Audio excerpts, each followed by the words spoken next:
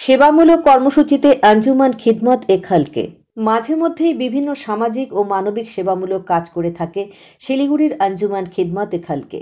গত 14 এবং 15ই ডিসেম্বর এই সংস্থার পক্ষ থেকে শিলিগুড়ির 4 নম্বর ওয়ার্ডের জ্যোতিনগর এবং মাটিগাড়া তুলসীনগরে বিনামূল্যে স্বাস্থ্য পরীক্ষা শিবির অনুষ্ঠিত হয়। তার সঙ্গে বিনামূল্যে চক্ষু পরীক্ষা শিবিরও অনুষ্ঠিত হয় বলে সংস্থার সম্পাদক ফিরোজ আহমেদ জানিয়েছেন। তিনি আরও জানিয়েছেন, সেই শিবিরে 500 জনের স্বাস্থ্য পরীক্ষা হয়। তাছাড়া শিলিগুড়ি গ্রেটার লায়ন্স আই হাসপাতালের সহযোগিতায় বিনামূল্যে 18 জন মানুষের চোখের ছানি অপারেশনের উদ্যোগ নেওয়া হয়েছে। আঞ্জুমান খিদমত এ খালকে সমাজের কথা চিন্তা করে প্রায়ই এই ধরনের বিভিন্ন সেবামূলক কর্মসূচি গ্রহণ করে।